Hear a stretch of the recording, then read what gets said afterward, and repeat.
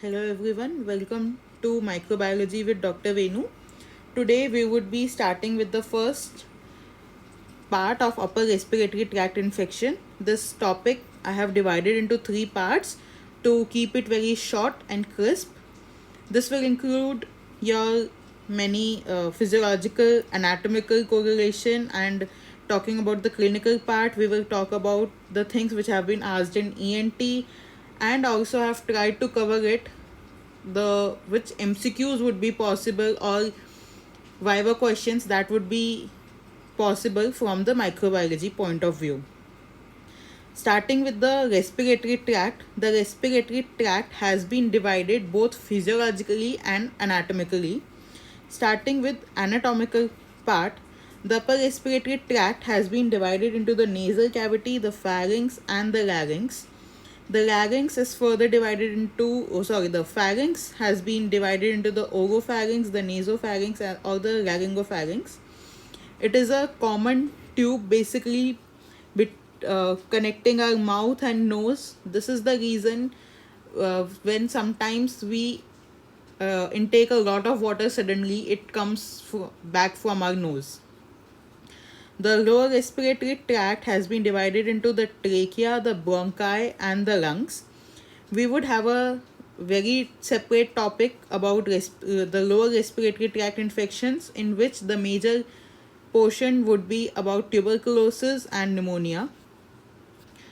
In the physiological part, we have the physiological division, we have the conducting zone and the respiratory zone. The conducting zone is also known as the anatomical dead space. Why is it known as? Because there is no exchange of gases which takes place in this conducting zone. So what it means is that when we are inhaling, so there is 21% of oxygen present in the inhaled air, and the similar percentage will reach down till the terminal bronchioles. So often in the physiology, we are asked this question that in how many generation is the respiratory tract divided? So the answer would be 23. The respiratory tract has been divided into 23 generations. Till generation 16 we have the conducting zone, and from generation 17 we have the respiratory zone. Trachea amounts to the generation 0. So talking about conducting zone, it goes like trachea, bronchi, bronchioles, and the terminal bronchioles. The disease of the bronchioles would be bronchiolitis, which is caused by a virus known as the respiratory syncytial virus, and occurs in children basically less than 2 years of age.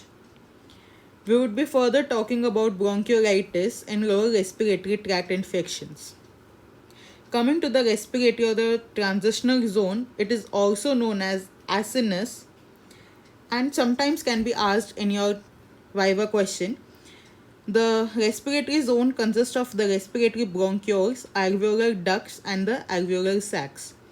Often, one more question, if we are talking about oxygen, it is asked that how much percentage of oxygen is present in exhaled air.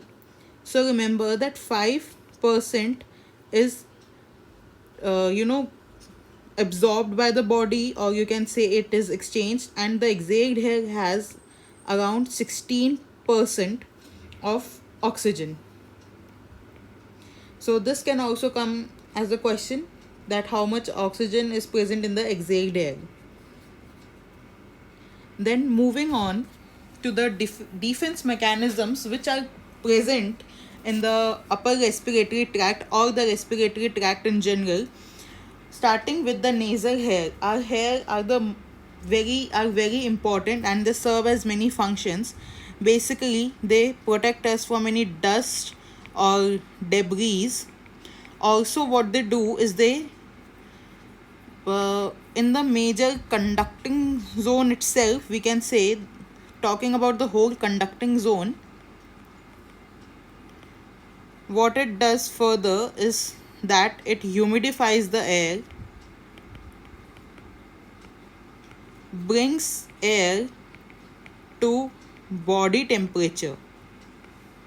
It means if there is any like in desert also there is no moisture in the air, so what does nasal hair, the turbinae and the conducting zone does is that it humidifies the air, that is adds moisture to the air, and the air outside may be hot or cold, so it brings the air to body temperature so that we are like we don't feel in it in our lungs. Sometimes जब बहुत ठंडी हवा होती है तो ऐसा लगता है ना कि ऐसे एकदम से ठंडी हवा को इनहेल कर लिया, so this is actually is protected, otherwise Leh Ladakh people might have a difficulty in breathing. So what does this conducting zone does is bring the air to the body temperature. And nasal hair are yes important, so do not give into the fad of waxing your nasal hair. Then we have turbinae. We have like three conchae or three turbinal openings or turbinae, the upper, the middle and the lower. This is the diagram of this turbinae is very important for your ENT exams, and they ask this one question, that where does the nasolacrimal duct open? What is this nasolacrimal duct? Basically it is the duct which starts from your eye, comes down to your nose, so it opens in the lower turbinae. This is a question which is asked. Then talking about the defense mechanisms, like forward, IgA. IgA is present in all the mucosa layer. It is also known as secretory immunoglobulin. And it has like the chain of an antibody is Y-shaped. So it has basically two antibodies are connected via the J chain. This mucosa layer which is associated with the inner lining is known as MALT or mucosa associated lymphoid tissue. And again it is asked in physiology that mucosa MALT in small intestine is known as what? As it is known as Peyer's patches present in the ileum. Just for your revision I am telling you this, not important when we are talking about the respiratory tract anyhow. Moving on from IgA, we have the lysozymes. The lysozymes break the enzymes. Then we know that there is phagolysozymal fusion inside macrophages. So what does macrophage does? Basically it engulfs the bacteria in a phagosome. Then phagolysosomal fusion occurs. The lysozymes are basically the enzymes which destroy the bacteria. Then we have the mucociliary clearance. Why is there a mucociliary clearance? Because we have pseudo-stratified ciliated columnar epithelium. And this is important because in smokers, what happens? This epithelia is replaced by squamous epithelium.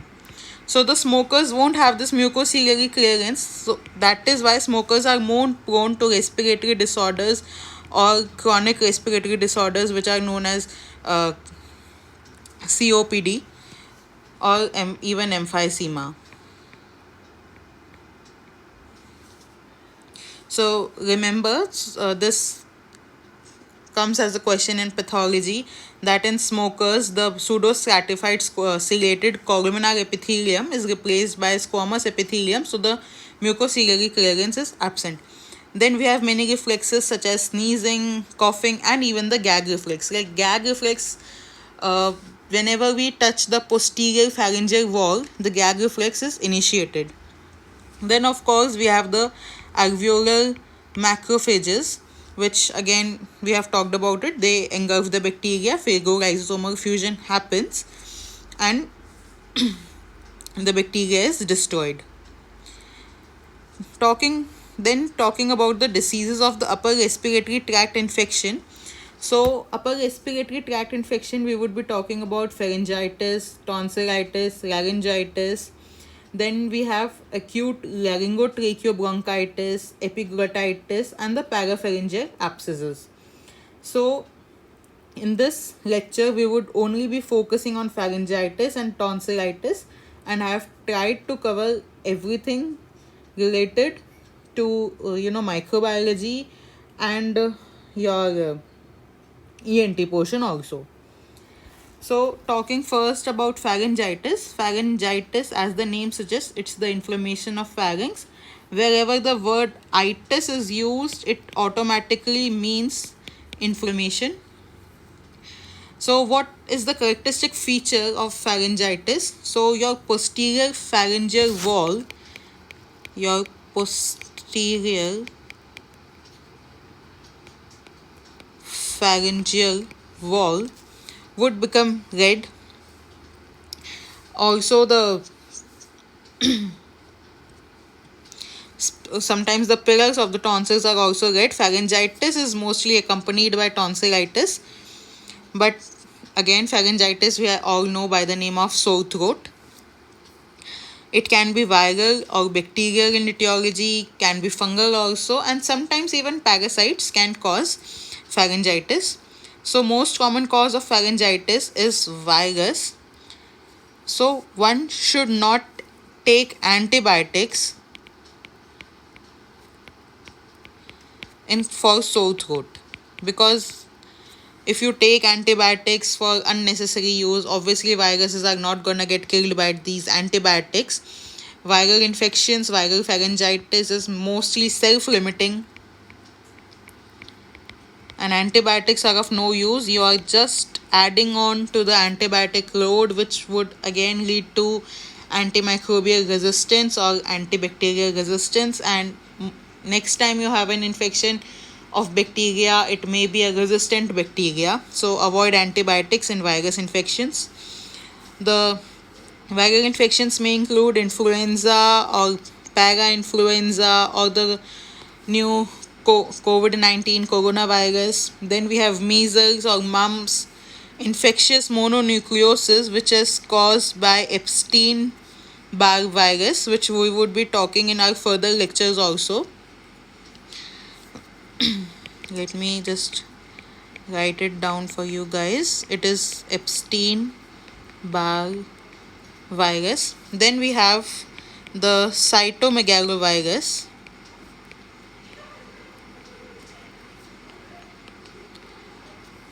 Both of them are human herpes viruses. If we have to talk about cytomegalovirus, then it produces an inclusion body. It produces inclusion bodies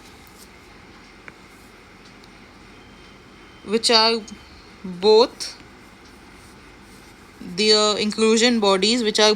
intranuclear and intracytoplasmic. So the cytomegalovirus produces inclusion bodies which are both intranuclear and intracytoplasmic and are known as owl's eye appearance. They look like owl's eye, so the name of the inclusion body is owl's eye, so you can remember it as owl's eye appearance. Also, owl's eye appearance would be the cells we will read in pathology, Reed-Steinberg cells.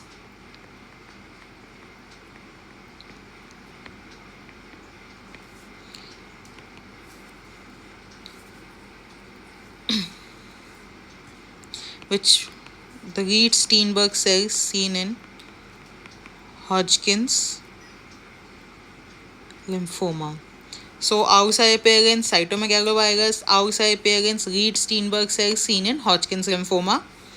Then for measles also we have an inclusion body again which is both intranuclear and intracytoplasmic, known as Walther-Finkelday cells. Both of these can come as an MCQ and have come as MCQ in your NEET PG entrance also. Talking about the bacterial causes, the most common bacterial cause would be Streptococcus pyogenes. We talking about Streptococcus pyogenes. So Streptococcus pyogenes, as we all know that Streptococcus is catalase negative, and we will talk about Streptococcus pyogenes further. Let's for time now remember that this is catalase negative.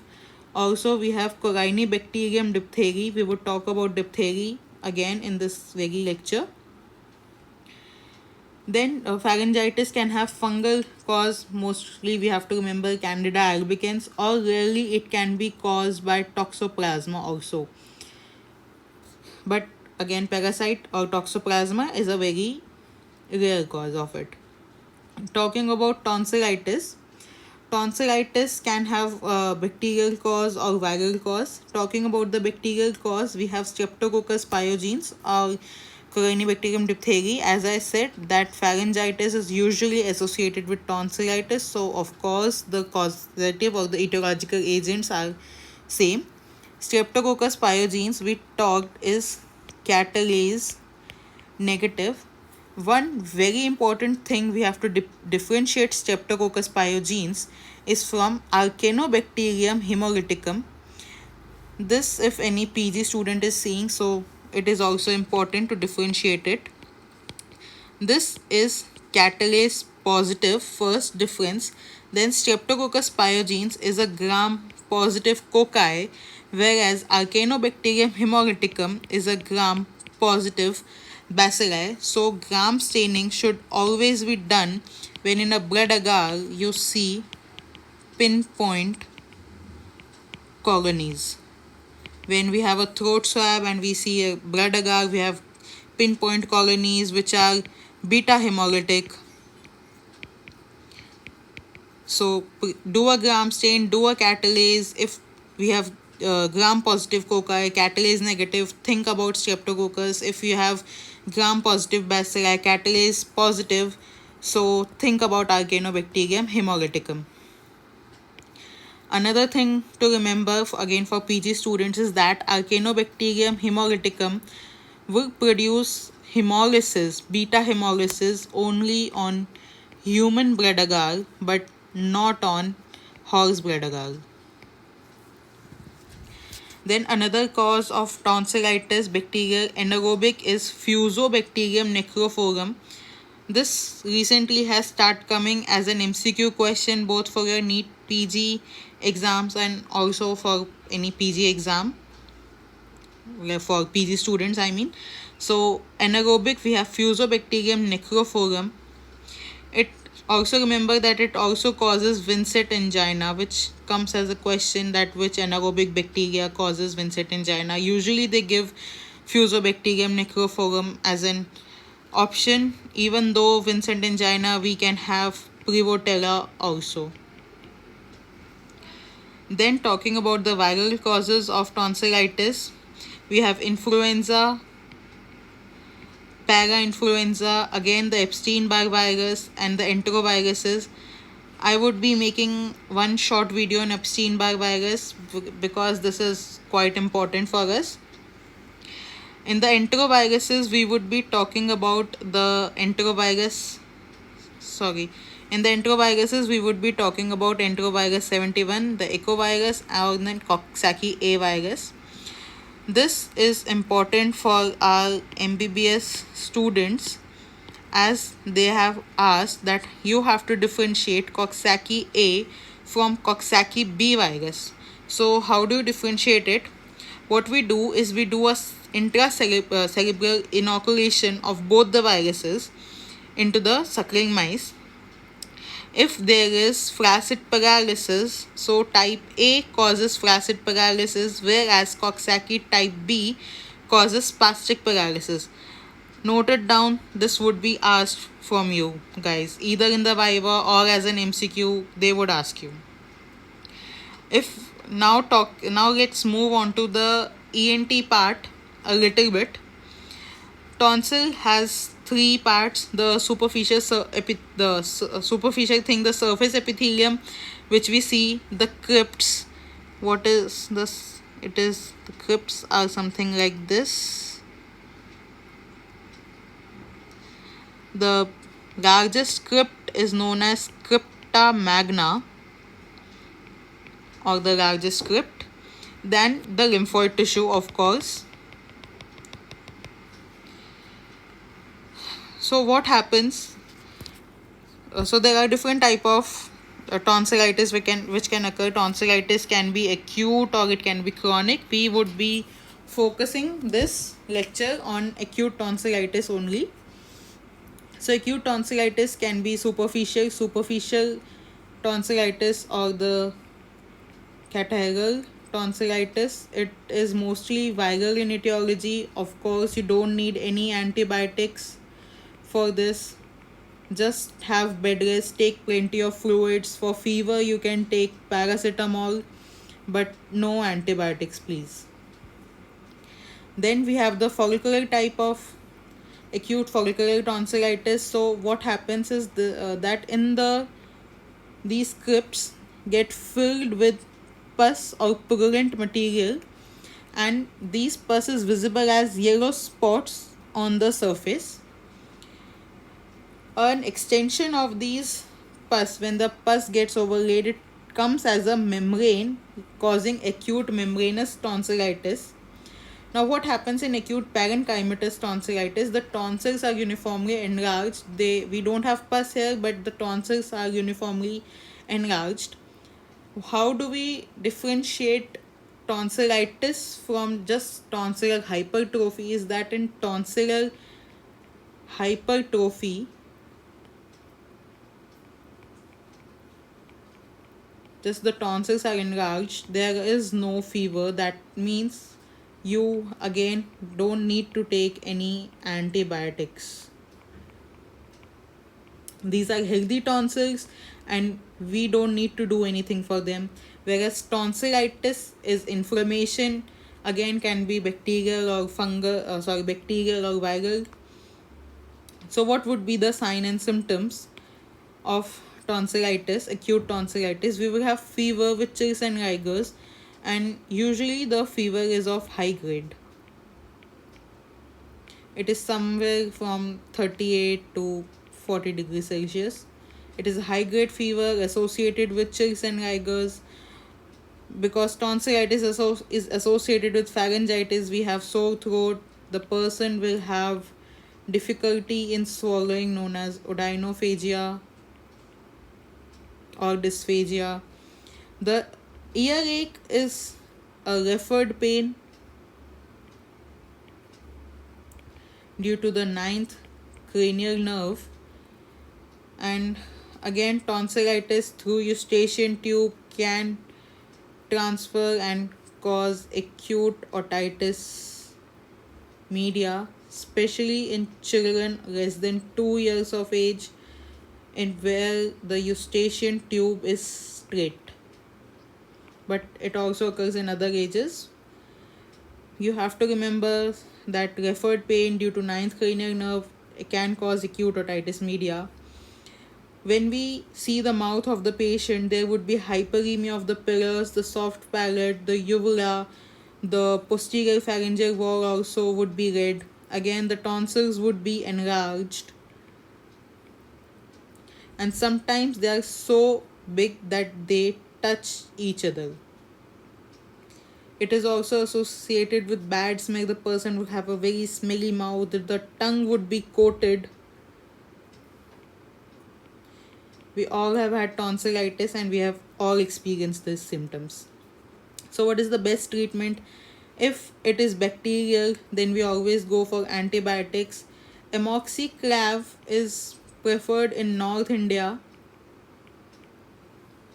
whereas in South they prefer azithromycin. They mainly, as a first line drug, they give azithromycin. But in North India, we have a trend of giving amoxiclav, which is your amoxicillin plus clavulanic acid. This is what is a clavulanic acid? It is your beta lactamase inhibitor. So clavulanic acid is your beta lactamase inhibitor. Azithromycin, you guys should remember, is associated with diarrhea. The side effect, diarrhea is a side effect for azithromycin and most people experience it. As the patient will have pain in throat or in ear, you have to give analgesics. Advise patient bed rest and fluid intake should be maintained. While talking about the etiological factors, we have talked about Corynebacterium diphtheria. So what does Corynebacterium diphtheria does? It forms a membrane over the tonsil. So as an MCQ, they can ask you like what are the other causes which cause a which would present as a membrane over the tonsil. So I made a mnemonic in my third year as Mata will go to McDonald's. Usually mothers don't take you to McDonald's. They would not ask you to go to McDonald's. But I just had a mnemonic. Mata will go to McDonald's. You can also remember as all vitamin D, whatever suits you. So I have just chosen this Mata will go to McDonald's.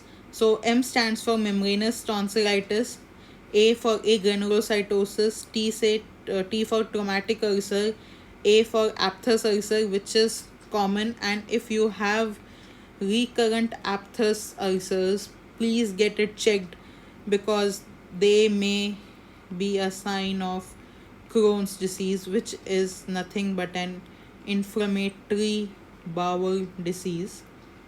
We would be reading about it further in medicine. Then V for Vincent angina, we have talked about Vincent angina. One causes Fusobacterium necrophorum, the other causes Borrelia vincenti. We did talk about Prevotella also as a cause of Vincent angina, but at least remember two: Borrelia vincenti, Borrelia, which is a spirochete,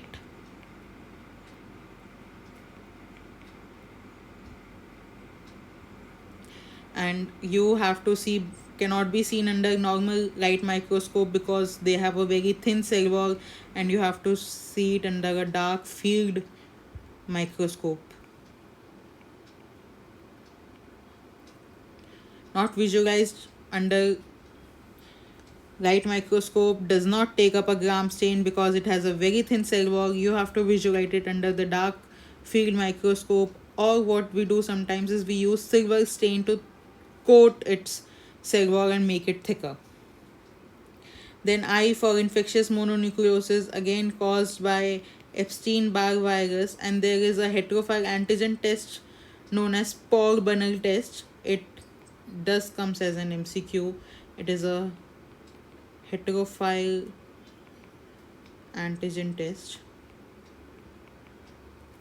Then L for leukemia, which is what your blood white WBC or blood cancer.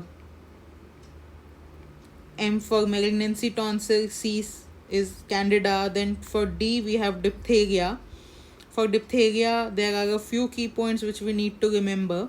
First of all, the causative agent is Corynebacterium diphtheria. Corynebacterium diphtheria gram positive bacilli.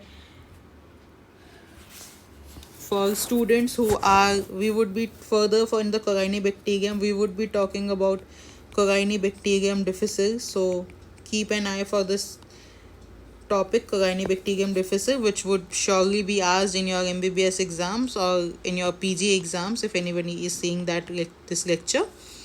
For diphtheria, we do Albert stain. In Albert stain, diphtheria looks like something like this. What basically it is a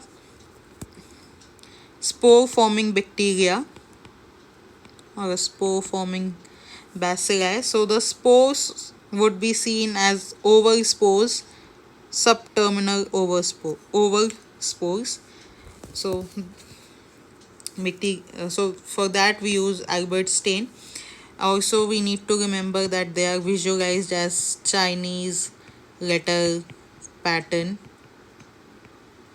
Again, a question can be asked: Albert stain, Chinese letter pattern. So Corynebacterium diphtheria. The membrane is a dirty grey membrane which is tightly fixed or tightly adherent, and if we try to peel it off, it does not come off easily, but if it is peeled, it bleeds on peeling. Diphtheria is more of a clinical diagnosis, and unless and until you have done a toxigenic test, that is the toxin is present, you cannot say that it is Corynebacterium diphtheria. And please if you are suspecting diphtheria in a patient, do not wait for the lab diagnosis. It is a complete clinical diagnosis. We do lab diagnosis only for epidemiological purposes. There have been cases where people have died because of the complications, majority myocarditis. So please remember, again I am saying that this is a purely clinical diagnosis. The lab diagnosis is done for epidemiological purposes and treat it as early as possible. Otherwise, complications, the most common, most fatal can be that is myocarditis, and people have actually died of it.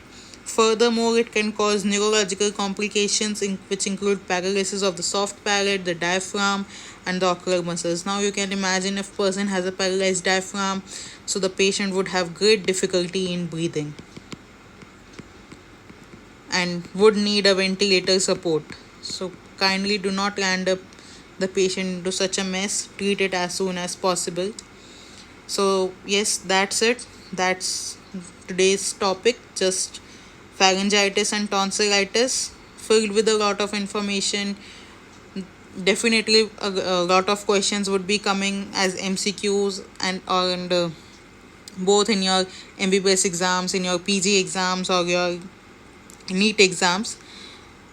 Thank you so much for your time. In the second part, we would be covering about epiglottitis, acute laryngotracheobronchitis, and the parapharyngeal infections, which include your quinsy and the Ludwig's angina. Thank you so much.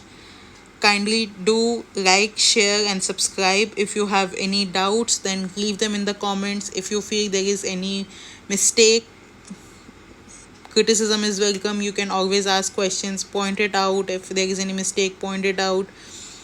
But do like, share, and subscribe, guys. I'm making these videos so that everyone can be helped. I myself have faced problems in my MBBS to correlate stuff, and I hope this helps. Thank you.